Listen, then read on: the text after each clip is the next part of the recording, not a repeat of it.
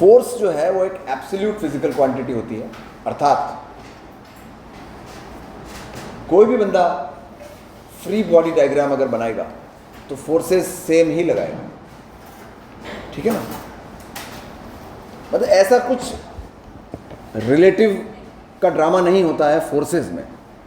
तेरे 50 न्यूटन जो तेरे पे लग रहे हैं वो तो मैंने देखे, मेरे 70 न्यूटन भी तेरे पे, ऐसे नहीं होता।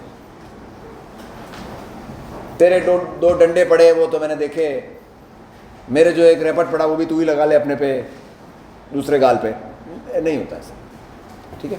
फोर्सेस में आप ये नाटक नहीं कर सकते। डिस्प्लेसमेंट में, वेलोसिटी में, एक्सीलरेशन में, तीनों में कर सकते हो, है ना। तो प्रॉब्लम क्या है कि जब आप एक्सीलरेशन उल्टा करके किसी को दे देते हैं तो न्यूटन तो एक्सीलरेशन का कारण भी पूछेगा आपसे। अगर आप कह रहे हो कि यहाँ एक पेड़ लगा हुआ था, यहाँ एक पेड़ लगा हुआ था, ये फूल बन गया है तो, है ना, यहाँ एक पेड़ लगा हुआ है, and somebody is moving on a bicycle with some acceleration, 5 metre पर सेकेंड स्क्वायर से एक साइकिल पे बैठा हुआ बंदा भग रहा है, तो ए बंदे के हिसाब से तो पेड़ पीछे जा रहा है, लेकिन पेड़ पे कोई फोर्स तो है ही नहीं। क्यों नहीं है फोर्स? क्योंकि जा भी तो नहीं रहा है। आपने अपना एक्सीलरेशन उल्टा करके थोपा है, उसका है नहीं, तो फोर्स कहां से आ जाएगा? क्योंकि असली में तो जा भी नहीं रहा है। तो ये ऑब्जर्वेशनल फ्लॉ हो जाती है। न्यूटन का नियम क्या कहता है? F = ma। अब यूजर डिपेंडेंसी के तहत ए जो है, एक्सीलरेशन जो है, वो अलग अलग हो सकता है अलग अलग ऑब्जर्वर का। तो अगर एक्सीलरेशन अलग अलग होता है ऑब्जर्वर्स का, तो फोर्स भी अलग अलग होना चाहिए, तभी तो मैच करेगा। वरना मालूम चला कि ऑब्जर्वर 1 ने एक्सीलरेशन 1 देख लिया, ऑब्जर्वर 2 ने एक्सीलरेशन 2 देख लिया, फोर्स तो सेम ही है। तो देखो 2 = 2 आएगा, 2 = 3 थोड़ा ना आएगा क्या? तो एक साइड अगर आप चेंज करते रहोगे और दूसरा साइड चेंज नहीं करोगे तो इक्वेशन तो करेक्ट कभी नहीं आएगी। और कई एग्जाम्पल्स आगे भी देखने को मिलेंगे। फिलहाल एक सिंपल चीज देखते हैं। There is a truck which is moving. Truck का ये वाला सरफेस स्मूथ है, अर्थात फ्रिक्शन नहीं है, और ट्रक आगे भग रहा है, बर्नाट भग रहा है। तो as the truck is moving, the block which is tied to the truck is also moving. And what is making the block move? अगर मैं ब्लॉक का फ्री बॉडी डायग्राम बनाऊं तो आप लिखोगे नीचे की तरफ mg, ऊपर की तरफ नॉर्मल, और इधर बगल में टेंशन। ये 3 फोर्स लगाओ, चाहे कोई भी देखे। अब कोई भी से क्या मतलब है हमारा? कोई भी से हमारा मतलब है ए नाम का प्राणी और बी नाम का प्राणी। ए कौन है? जो जमीन पर खड़ा है, और बी ट्रक के ऊपर बैठा है। तो चाहे ए देखे चाहे बी देखे, दोनों ही फ्री बॉडी डायग्राम तो सेम ही देखेंगे, क्योंकि एफबीडी ऑब्जर्वर के इंडिपेंडेंट होता है। अब ए जो है वो बहुत ही संतुष्ट टाइप का आदमी है। वो कह रहा है सब कुछ ठीक है, normal mg, tension and acceleration a which is observed by this person. इस ब्लॉक का एक्सीलरेशन a नोटिस कर लेगा ये। लेकिन ये प्राणी कह रहा है कि एक्सीलरेट तो हो ही नहीं रहा हो, क्योंकि आप तो उसी बस में बैठे हो। आज अगर अपन किसी बस में बैठे होते हैं और बगल में अपना बैग रख देते हैं, तो what is the acceleration of the bag? 0 with respect to us. हमें थोड़ा ना चलता हुआ दिखता है क्या? तो प्रॉब्लम ये है कि पर्सन ए तो खुश हो जाएगा। इक्वेशन क्या लिख के जाएगा? mg = normal and tension = mass into acceleration. ये लिख के घर चला गया, वो तो done. But when I talk to observer बाबू, ये कहता है n और mg तो बराबर है, पर ये t किसके बराबर है समझ में नहीं आ रहा, क्योंकि जा तो कहीं रहा नहीं है ये। इसका मतलब न्यूटन के लॉ गलत है। कई बार फोर्स लगता है पर एक्सीलरेशन नहीं होता है। ऐसा इसलिए हो रहा है क्योंकि ये जो आदमी है, ये आदमी ही गलत है। एक गलत आदमी अगर कुछ ऑब्जर्व करेगा तो वो हमेशा कोई ना कोई कमी ही पाएगा। अब कौन होते हैं ये गलत लोग? वो तमाम कैरेक्टर्स जो एक्सेलरेट कर रहे होते हैं, वो हमेशा उनके ये प्रॉब्लम आएगी। क्यों आएगी? क्योंकि वो कहेंगे तेरा एक्सीलरेशन जो है वो तो हमने देखा, हमारा एक्सीलरेशन भी तू ही ले ले उल्टा करके, ये problem, this is the problem. तो अगर ऑब्जर्वर का एक्सीलरेशन है ही नहीं फिर तो प्रॉब्लम नहीं है, क्योंकि तेरा एक्सीलरेशन तो हमने देखा, हमारा कुछ नहीं, तू ले ले। When you don't have any acceleration, you will not give anything. But if you are accelerating, what will you do? आप अपना एक्सीलरेशन उल्टा करके सामने वाले को दोगे, जिसके लिए फोर्स मिसिंग होगा और न्यूटन के लॉ गलत ही आएंगे। तो इसका इलाज क्या बताया आपको? ये जो आप उल्टा करके अपना एक्सीलरेशन देते हो ना रिलेटिव मोशन में, साथ के साथ में एक फोर्स भी चिपका दिया करो। क्या करेगा वो फोर्स? वो फोर्स कारण बनेगा किसका? एक ऐसे एक्सीलरेशन का जो है नहीं। मतलब मेरा एक्सीलरेशन तू ले ले उल्टा करके, तेरे में तो है नहीं पर ले ले एक्सीलरेशन, तो फ्रॉड एक्सीलरेशन है, तो साथ में एक फ्रॉड फोर्स भी दे दो। ठीक है, जैसे अभी मैं बोलूं आपके पास देखो जेब में 100 रुपये है ना, अभी एक आदमी आया था, वो दे करके आया था, ये पूरी कहानी है। न तो जेब में 100 रुपये है, न कोई आदमी आया था, और हम सिर्फ बस जबरदस्ती में थोप रहे हैं चीज़ों को। तो तेरा एक्सीलरेशन पीछे है ना, देख देख फोर्स भी तो लग रहा है, देख। तो दोनों बातें सेटिस्फाइड हो जाती है। ठीक है, तो क्या करना है हमें? वो तमाम कैरेक्टर्स जो एक्सेलरेट कर रहे हैं, वो तमाम कैरेक्टर्स जो एक्सेलरेट कर रहे हैं, जब जब वो कुछ देखेंगे पढ़ेंगे, जब जब वो कुछ देखेंगे या पढ़ेंगे, तो हमेशा क्या होगा पता है? वो अपना एक्सेलरेशन उल्टा करके दे चुके होंगे। तो आपको उससे पहले एक व्यवस्था करनी है। क्या व्यवस्था करनी है? एक उल्टा फोर्स लगा दो जिसका नाम है सूडो फोर्स। उल्टा बोले तो ये उल्टा वर्ड का क्या मीनिंग होता है? किसी के रेस्पेक्ट में उल्टा होता है। एक आदमी चलता ही उल्टा है तो उसके रेस्पेक्ट में तो हम उल्टे फिर। तो आप देखो, ऑब्जर्वर का जिधर एक्सेलरेशन होता है उसके विपरीत दिशा में लगाया जाता है सूडो फोर्स। और कितना होता है सूडो फोर्स? कितना होता है सूडो फोर्स? मास तो ले लो ब्लॉक का, मास तो ले लो ब्लॉक का, ठीक है, और एक्सीलरेशन ले लो ऑब्जर्वर का। तो m तो लेना है ब्लॉक का और a लेना है किसका? ऑब्जर्वर का। क्या आप इसका कारण समझ पाए ऐसा क्यों किया? क्योंकि मेरा ही तो एक्सीलरेशन दिया है तुम्हें उल्टा करके, और मास तो तुम्हारा ही लेंगे, क्योंकि फोर्स तो तुम्हारे ही मास को वो एक्सीलरेशन जस्टिफाई करने के लिए चाहिए मुझे, नहीं क्या? For example, there is a चीटी which is accelerating in this direction with 1 meter per second square, and there is a हाथी कुछ नहीं कर रहा, भीतर बैठा है, खड़ा भी छोड़, बैठा है।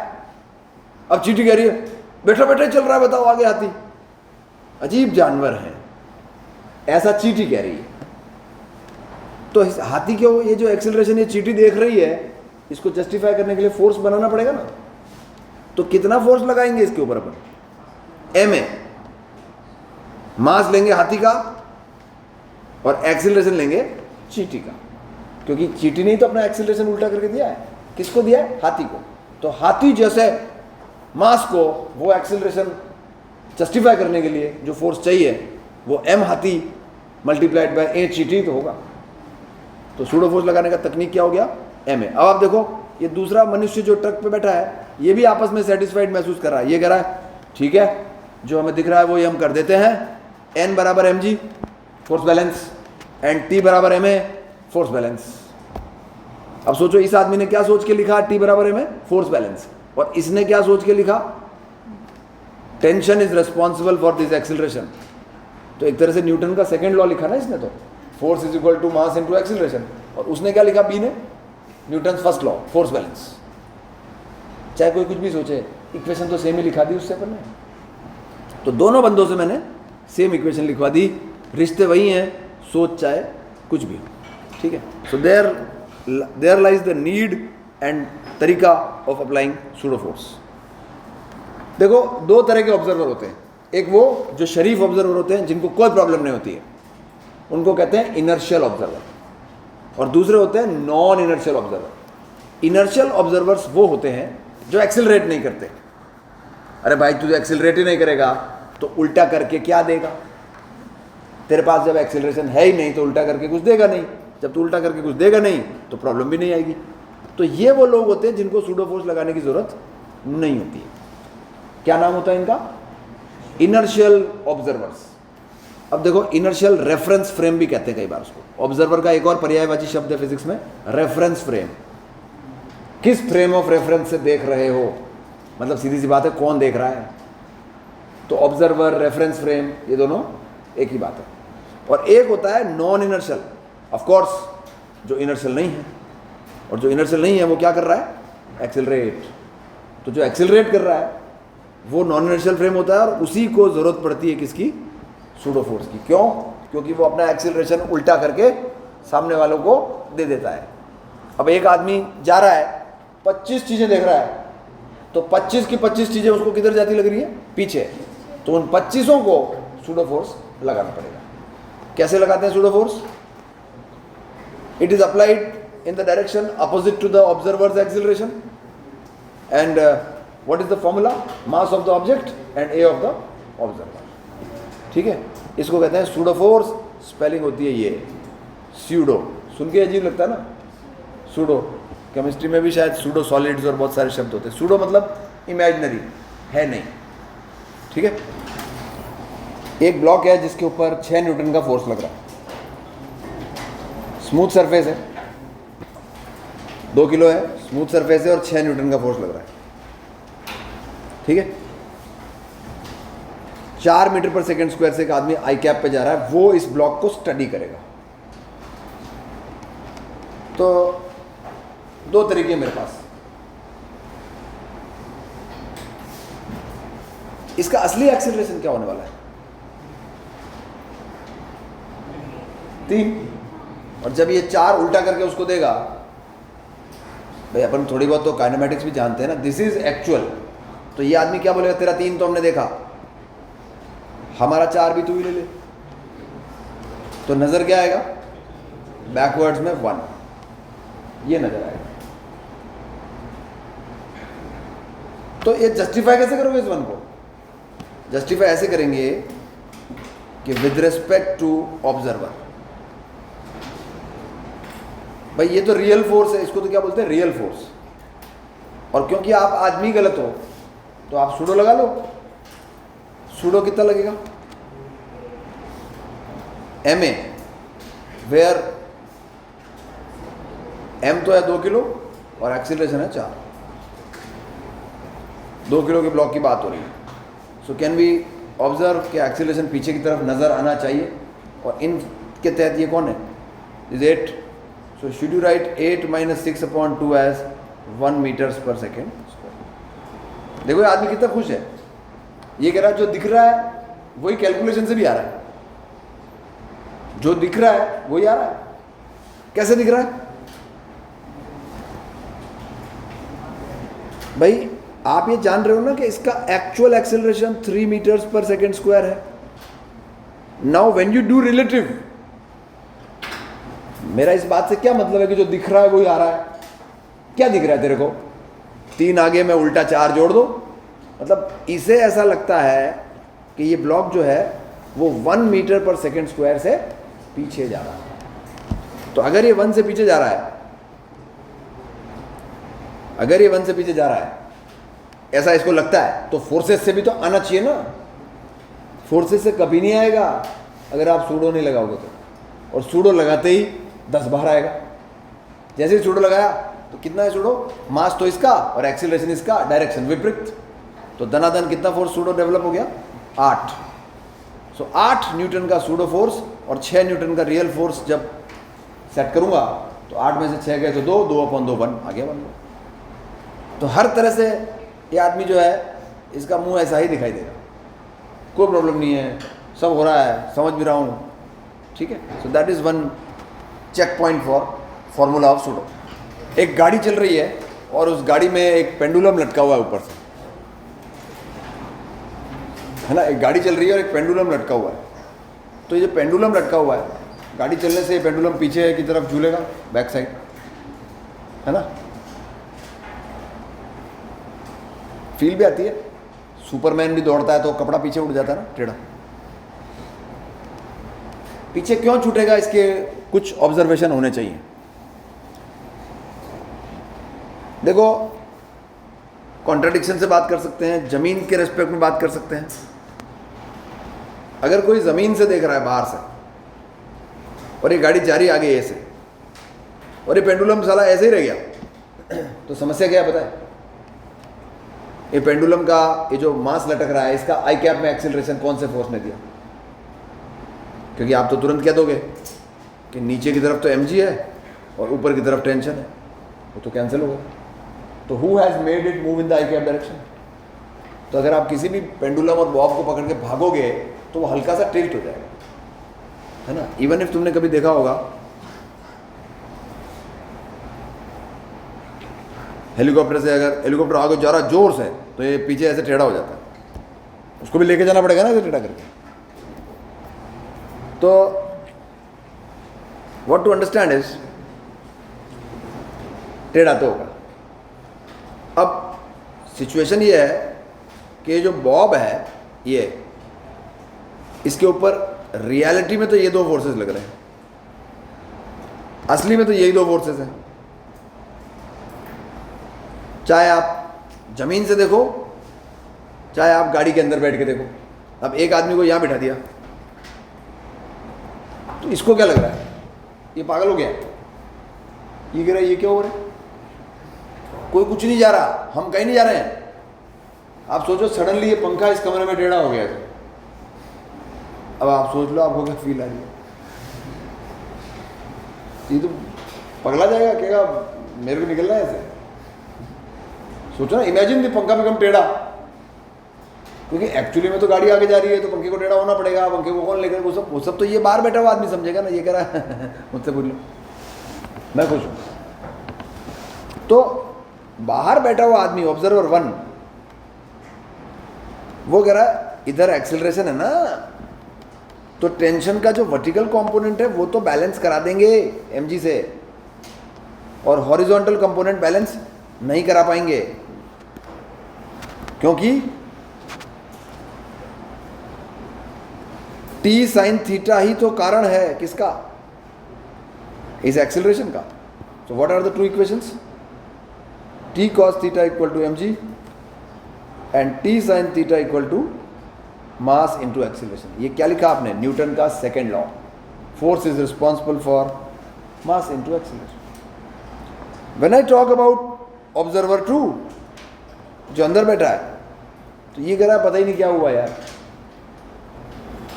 एक्सीलरेशन तो है नहीं।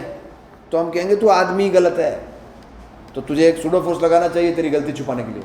सूडो किधर लगे? लेफ्ट और राइट, अप और डाउन। इस आदमी का एक्सीलरेशन किधर है? आई कैप में, तो सूडो किधर लगेगा? माइनस आई कैप में, इधर लगेगा सूडो। और कितना मास तो ले लो बॉब का और एक्सीलरेशन ले लो आदमी का, और ब्रैकेट में ऐसे ही पी लिख दिया था कि पता रहे सूडो। अब क्या करोगे आप? इसके दो टुकड़े कर लो टेंशन के, एंड सिंपली वेक्टर में जो पढ़ते थे, simply do the force balance. Vertical वाला कितना है? t cos थीटा, और ये वाला तो आप t sin थीटा को तो लिख दो ma और t cos थीटा को लिख दो mg, बस। तो इससे ये देखो लिखा किसी ने भी हो, कुछ भी सोच के हो, चीज़ तो सेम लिखवा दिया आपने दोनों से, काम तो हो गया ना आपका। बस ऐसे ही चल रही है दुनिया। हाँ, अभी डिवाइड करो। सो tan थीटा कितना आया? a/g। अब a 6 है, g 5 है, तो बस जो भी है whatever things are there, you just feed in the values. So theta is tan inverse 0.6। So let's find out the minimum acceleration of the vehicle so that the contact is lost here. इससे पहले कि कोई कुछ भी mark करे, हमें यहाँ बैठे आदमी के मार्फत, मतलब इसके मद्देनजर बात करनी है। तो आदमी गलत है, ये देख रहा है, ये क्या देख रहा है? कह रहा है रेस्ट में पड़ा है, जबकि गाड़ी चल रही है। आइटम गाड़ी में पड़ा है, आइटम भी चल रहा है, आइटम छोड़ो आदमी खुद चल रहा है, लेकिन आदमी क्या बोल रहा है? कोई कहीं नहीं जा रहा, हम तो वहीं हैं, कुछ ही बक देते हैं। इससे पहले कि ये मुंह खोले, आप सबसे पहले सूडो लगा दो। एम तो है इस स्फीयर का और ए है आदमी का, सबसे पहले सूडो लगा दिया। अब इसके अलावा बाकी फोर्सेस कौन कौन से भाई? एक लगेगा normal, from the incline plane. और आप तो खुद ही चाह रहे हो ना कि साइड वाली दीवार से नॉर्मल ना लगे। You are looking for a value so that there is no normal from the side support, so let's not apply it. और उसके अलावा क्या है, एम जी। क्या होना चाहिए इस आदमी के निगाहों से, इक्विलिब्रियम। इसको क्या फील आ रही है, इक्विलिब्रियम में पड़ा है। तो आप इक्विलिब्रियम कैसे कैलकुलेट करोगे, how will you justify the equilibrium. कुछ नहीं करना आपको, थोड़ा सा कुछ ऐसे ही ज्योमेट्रिकल कंस्ट्रक्शन करते हैं, कुछ लकीरें खींचते हैं। क्या ये एंगल थीटा है ना, थीटा इंक्लाइन प्लेन का एंगल तो थीटा ही है। अगर ये थीटा है ये, तो एक छोड़ के अगला भी थीटा है, तो नॉर्मल के दो टुकड़े कर दिए जाए। नॉर्मल का वर्टिकल कंपोनेंट क्या आएगा, n cos थीटा, और हॉरिजॉन्टल क्या आएगा, और बाकी और कौन है, ma और mg। अब आप क्या करोगे, चारों फोर्स बैलेंस करा दो। So vertical balancing will tell us n sin theta is ma and horizontal बस डिवाइड कर दो, tan theta is a by g and g is a is g tan theta। तो g tan theta से मचकाओ, it will just lose contact. अच्छा, g tan theta से भी तेज चलाओगे तो क्या होगा, फिर तो ऊपर चला जाएगा, वो पीछे चलेगा। और जोर से चलाने से तो और जोर से होगा ना जो आप चाह रहे हो। ठीक है, सवाल क्या है, what is the acceleration of the veg required so that it doesn't relatively slip। जब भी आप ये पढ़ोगे ना, this doesn't relatively slip on this, तो तुरंत एक ही बात आनी चाहिए, वन मास। और अगर वन मास है ये, तो बस ए निकाल लो, एफ तो ऐसे आ जाएगा। What is the corresponding F required for such an a, total mass into a. तो ए निकालना हमारा इकलौता मकसद बन जाता है इस सवाल का। देखो, यहाँ बैठ के इस ब्लॉक को देखते हैं, क्या लग रहा है आपको इस ब्लॉक को देख के, क्या कर रहा है, रेस्ट पर है, इक्विलिब्रियम में है, ये तो कर रहा है। सो द फोर्सेस आर, सबसे पहले तो लगाओ एम ए सूडो, क्योंकि जो देखने वाला आदमी है वो आदमी ही गलत है। इसके अलावा नॉर्मल के अलावा एम जी। मैं एम जी साइन कॉस भी कर सकता था, पर बहुत ज़्यादा कंपोनेंट करने पड़ जाते हैं, तो मैंने ऐसे ही रखा। भाई I could have given this and this. अगर मैं ए और ए एक्सिस लेता तो फिर इसके टुकड़े और करने पड़ते मुझे।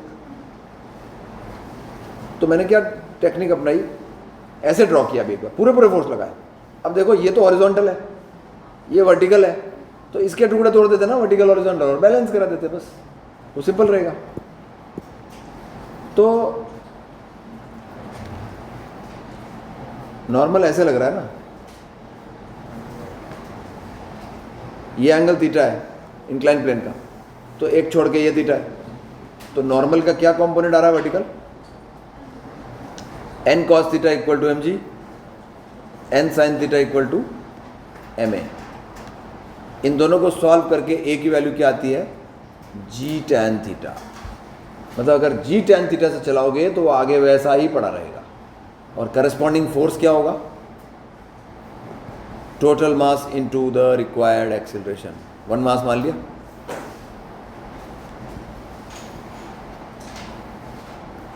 tan theta. ओके, एक वेज के ऊपर एक ब्लॉक रख दिया। अब पहले तो इसका मोशन एनालिसिस करो, कौन क्या क्या करेगा। ये तो 100% इधर जाएगा, इसमें तो कोई दो राय नहीं।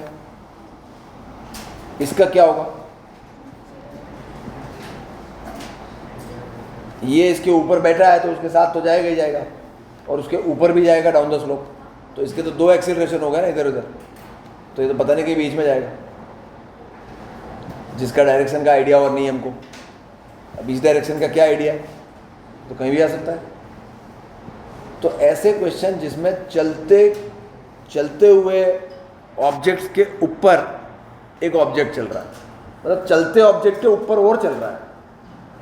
तो यहां हमें एक चीज सीखनी पड़ेगी कि इसे आपको यहीं बैठ के देखना चाहिए, so that you are clear in one thing कि ये आदमी इसके बारे में क्या बोलेगा पता है, डाउन द स्लोप जा रहा है, डायरेक्शन की क्लैरिटी देगा कि इधर ही जा, दिख रहा है ना जाता हुआ। लेकिन जमीन वाला बेवकूफ बन जाएगा इसको देख के, कहेगा इधर तो जा रहा है और इधर तो जा रहा था, तो बीच में कहीं जा रहा है। तो ये डायरेक्शन की मेरे को क्लैरिटी नहीं है। तो ऐसे क्वेश्चंस में हमें इस बात का ख्याल रखना चाहिए कि जब चलते ऑब्जेक्ट्स के ऊपर कोई चल रहा हो तो इसे कहाँ से देखना चाहिए, यहीं बैठ के। सूडो लगा देंगे ना, क्या प्रॉब्लम है, गलत आदमी होना, यही तो दिक्कत है। स्टेप 1 क्या रहेगा, इसका एक्सीलरेशन अज्यूम करता हूं a, स्टेप 1, और इसका अज्यूम करता हूं a dash with respect to capital M, with respect to capital M, ठीक है। वो छोटू का एक्सीलरेशन कहां बैठ के अज्यूम किया, वेज पे, ठीक है। अब आप सबसे पहले इस स्मॉल ब्लॉक को स्टडी करेंगे। इससे पहले कि हम कोई भी बात करें इसके बारे में, सबसे पहले सूडो लगा दो, क्योंकि कहां से देख रहे हैं इसको, वेज पे बैठ के। तो जब आप वेज पे बैठ के देख रहे हो तो मास तो ले लो इसका और एक्सेलरेशन ले लो खुद का, ठीक है। और एक्सेलरेशन आई कैप में है तो सूडो किधर बनेगा, माइनस आई कैप, बना दिया सूडो, कोई टेंशन नहीं। इसके अलावा what are the other forces, normal के अलावा M ji sine theta and इधर एम जी कॉस थीटा, और एक्सेलरेशन डाउन द स्लोप है। अब देखो यहां पता है समस्या क्या होती है। अब आप यहां बोलोगे यहां तो आपने एम जी के कंपोनेंट तोड़ दिए, अभी पिछले सवालों में तो नहीं तोड़ रहे थे, याद है अभी पिछले सवालों में मैंने normal M G M A normal के 2 टुकड़े किए थे, वहां मैं फोर्स बैलेंस कर रहा था। फोर्स बैलेंस में मैं किधर भी टुकड़े तोड़ लूं, क्या फर्क पड़ता है। मैं चाहता तो वहां पर भी क्या कर सकता था पता है, नॉर्मल को रहने देता, और ये जो वजन है ना, वजन के 2 टुकड़े करता, और इस सूडो के भी 2 टुकड़े करता, और इसको इसके बराबर करता और इन दोनों को इसके बराबर करता, तो भी सही होता। बट ये थोड़ा ज़्यादा नहीं हो गया, मेहनत ज़्यादा हो गई। तो मैं यहां पर एम जी के टुकड़े काय कर दिया, क्योंकि यहां ऑब्जेक्ट चल रहा है। तो जब किसी का एक्सेलरेशन किसी दिशा में है तो एक एक्सिस तो वही लेनी चाहिए और दूसरी एक्सिस उसके परपेंडिकुलर। तो जब एक्सेलरेशन इधर है तो इधर तो बिल्कुल नहीं है ना, तो इधर तो फोर्स बैलेंस कर देंगे और इधर क्या लिख देंगे, F is equal to M A. Okay, अगर किसी ब्लॉक का एक्सेलरेशन किसी दिशा में है तो एक एक्सिस तो वही लेनी चाहिए और दूसरी उसके परपेंडिकुलर ले लो। अब देखो मैंने एक एक्सिस तो इधर ली ना, अब मुझे कितनों के कंपोनेंट तोड़ने पड़ेंगे, एम जी के तोड़ दिए, नॉर्मल के तोड़ने की जरूरत नहीं है। अच्छा ये एंगल कितना थीटा, तो एम एक सूडो के भी लेने पड़ेंगे 2 टुकड़े, एक टुकड़ा इधर पर कट होगा और एक इधर, ठीक है ना। तो क्या टुकड़ा इधर प्रोड्यूस होगा, जो इधर आएगा वो आएगा एम ए कॉस थीटा, और इधर आएगा वो क्या आएगा। अब क्या इक्वेशन लिखते हैं, ये दोनों गधे इसके बराबर है, तो पहली इक्वेशन बनती है M A sine theta plus normal is, ये तो फोर्स बैलेंस कर दिया इधर इस दिशा में, और इधर क्या लिखोगे, M ji sine theta plus M A cos theta.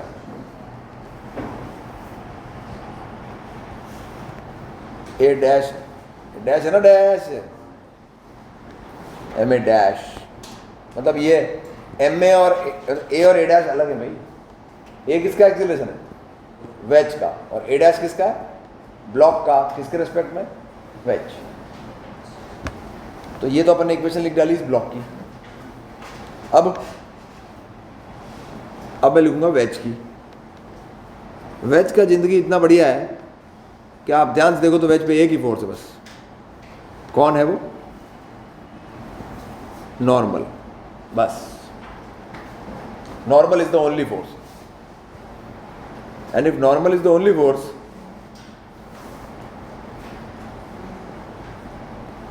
ये एंगल तो साहब थीटा है, तो ये भी थीटा है, तो n cos थीटा तो वेस्ट हो गया, और n sin theta is responsible for acceleration.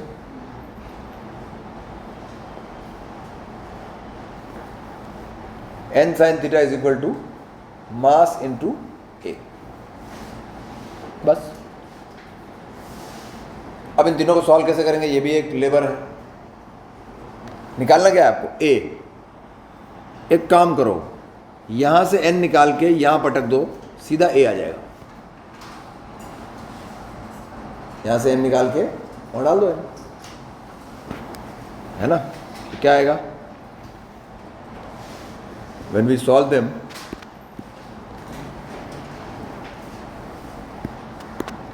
उठाओ n यहां से,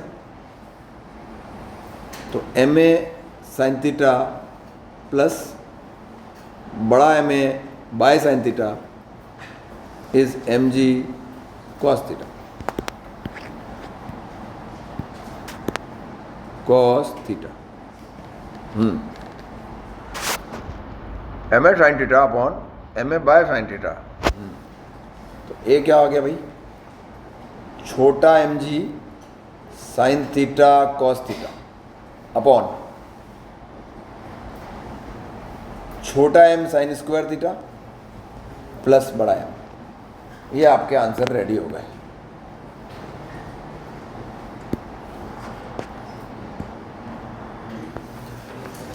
देखो पिछले में उसमें एक फर्क है, यहाँ रस्सी बंधी है, रस्सी बंधी है तो बाध्यता है दोनों में। मतलब ऐसे नहीं है कि मर्जी पड़े जो नीचे उतर गए आप, पीछे रस्सी है, मर्जी पड़े जैसे कैसे नीचे उतर गए। तो ये वो क्वेश्चन है जिसमें कंस्ट्रेंट भी काम करेगा। ऑब्वियसली इसको इधर जाना ही पड़ेगा ए से, ये ए से आगे जाएगा। ये तो अननोन है, वैसे भी ए की वैल्यू कुछ भी आ सकती है। ये आगे नहीं जाएगा तो यहां रस्सी जनरेट नहीं होगी, लूज रस्सी। भाई ये वेज अगर आगे चल गया तो ये रस्सी फ्री होगी ना मेरे पास, वही तो नीचे मिली उसको, तो जो ऊपर से फ्री होगी वही नीचे मिलेगी। तो क्या ये कहना उचित होगा कि अगर ये ए से आगे जाता है तो यहां से ए रेट से रस्सी ढीली होती है, वो रस्सी कहां जाएगी? नीचे। मतलब अगर एक आदमी को मैं यहां बिठा दूं कुर्सी पे,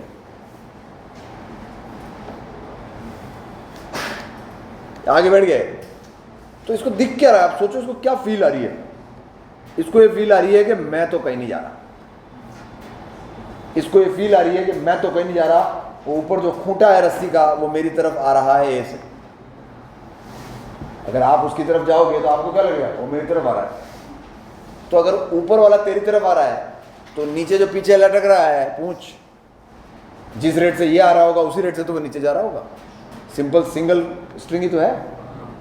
तो क्या ये कहना ठीक होगा कि सबसे पहले तो मैं ये बोल रहा हूं कि let us say the acceleration of a wedge is A with respect to ground.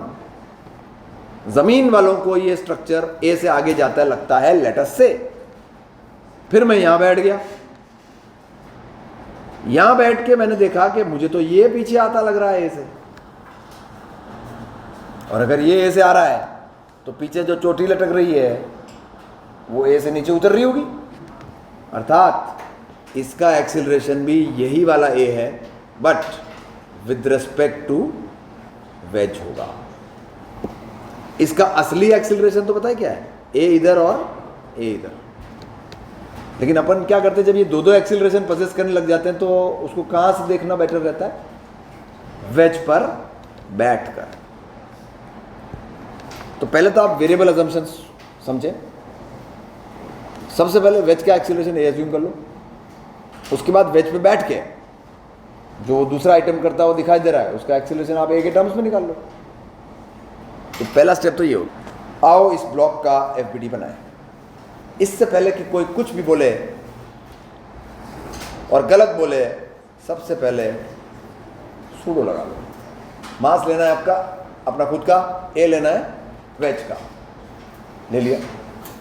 क्या अलावा, अच्छा एक्सीलरेशन नीचे है तो देखो यार एक एक्सिस तो ये लेनी पड़ेगी, तो फिर ग्रेविटी के टुकड़े तो करने ही पड़ेंगे। एम जी साइन थीटा, एम जी कॉस थीटा, नॉर्मल। एक फोर्स एक्स्ट्रा आ गया पिछले क्वेश्चन से, और कौन सा है वो फोर्स? टेंशन।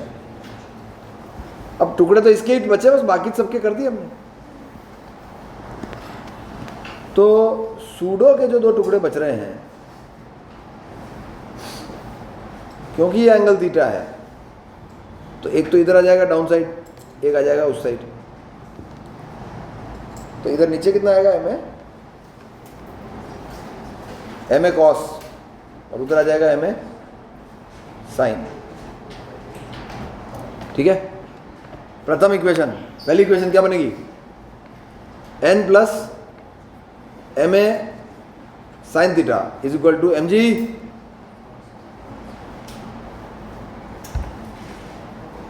ये तो वही है पिछले वाली, अभी तक तो कुछ चेंज करा ही नहीं।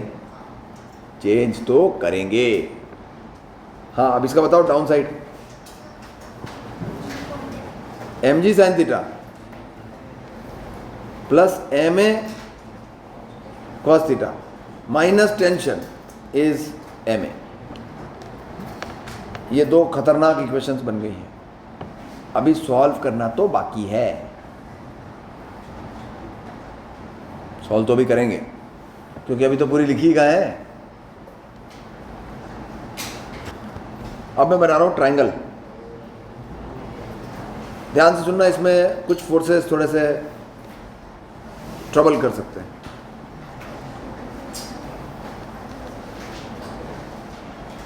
कौन कौन से फोर्सेस होंगे जरा सोचें अपन। एक तो नॉर्मल, और कुछ पुली लग रही है ऊपर, तो पुली पे दो टेंशन होती है, तो जो पुली लग रही है वो भी आपका ही हिस्सा है। So the forces which I need to consider are tension, tension, normal. ये काम के फोर्सेस हैं, क्योंकि इसके अलावा इसका खुद का वेट है वो यूजलेस है, क्योंकि हॉरिजॉन्टल डायरेक्शन में इक्वेशन लिखनी है मुझे, क्योंकि इधर हमारा एक्सीलरेशन क्या है? ए, और एक जमीन से नॉर्मल आ रहा है वो भी यूजलेस है, तो दोनों यूजलेस है। तो अब हमें कुछ खास नहीं करना है।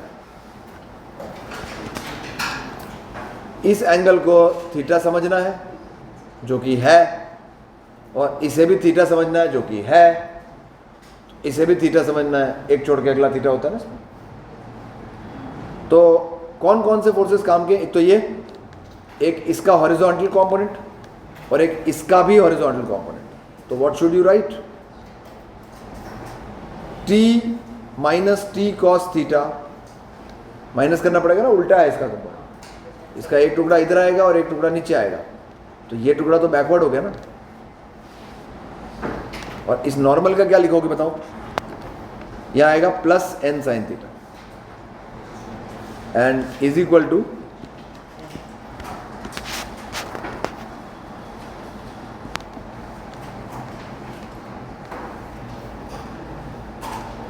अब देखो सिंप्लिसिटी के लिए, अच्छा मास तो सेम ही लिए हुए हैं,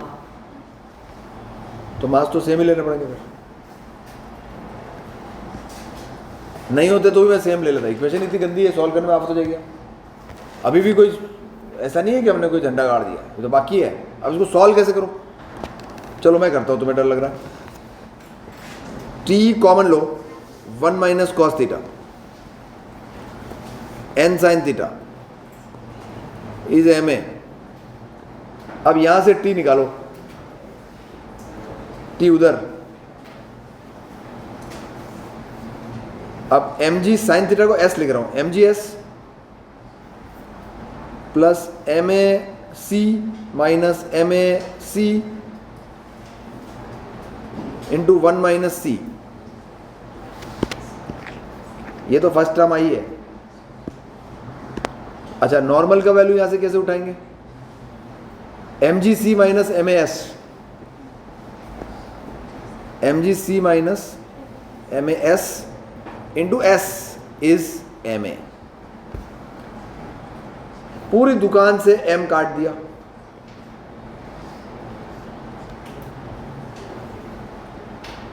जी S plus A C minus A C, ये तो 1 से मल्टीप्लाई कर दिया मैंने। अब इसी को मल्टीप्लाई करूंगा माइनस सी से, minus g S C minus ए सी स्क्वायर, ये क्या लिख दिया है? यहां सी था ही नहीं, plus A C plus G S सी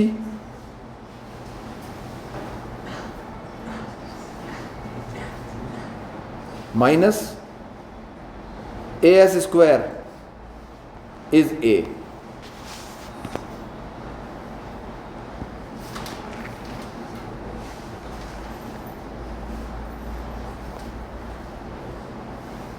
कर लेंगे अपन, चिंता मत करना,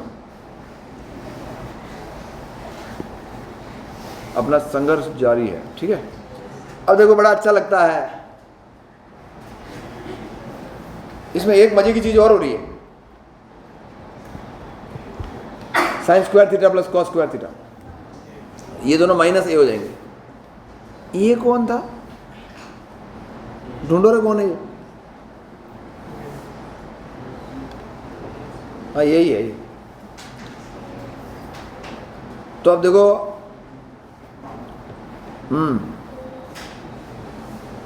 जी एस तो एक ही है, प्लस ए सी कितने हैं? ये हो चुका है, ए और ये दो ए सी चिपकाओ।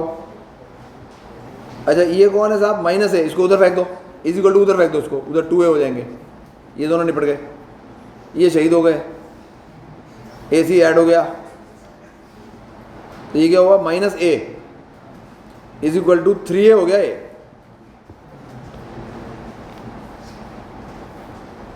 ठीक है। So my final answer is a is equal to g sine theta upon 3 minus 2 cos theta, ये मेरा आंसर। देखो हमने कर दिखाया।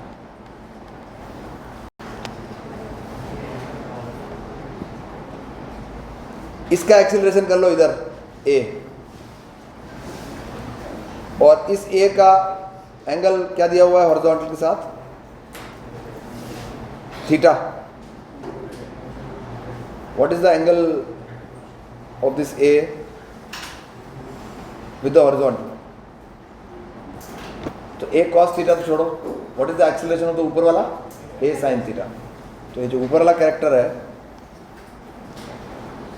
एम जी नॉर्मल, एक्सीलरेशन नीचे हो गया ए साइन थीटा, और ये जो ब्लॉक पड़ा है इसका क्या करें? बताओ फोर्सेस बोलो। एक तो ऊपर से नॉर्मल,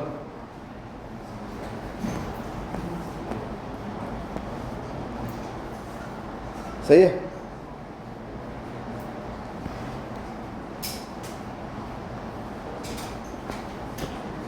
और ये वाला नॉर्मल, इस एन के भी 2 टुकड़े करने पड़ेंगे। तो इस एन को तो एम जी के साथ ही मिक्स कर लेते ना अपन, भाई एम जी भी वर्टिकल है, एन भी वर्टिकल है, तो ऐसे कर लेते ना अपन, एन प्लस एम जी साइन थीटा एक साथ ही जोड़ लो ना। बेकार में दो एक ही जाति के फोर्सेस को 2 टुकड़ों में क्यों करना है? सही है।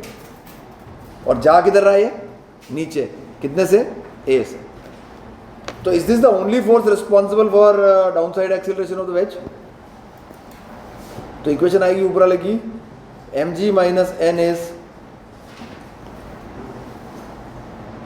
M G minus N is M A sine theta, और स्लोप वाले की क्या आएगी, एन प्लस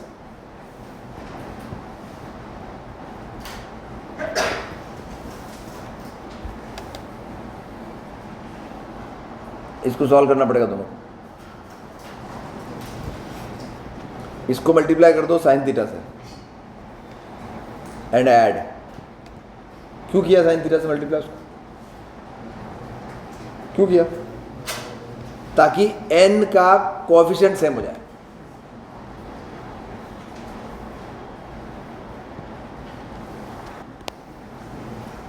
तो mg sine theta, n sine theta और n साइन थीटा कट गए, प्लस बड़ा mg sine theta is equal to small m sine square theta plus बड़ा m इंटू ए। सो हुदैल is a, m plus m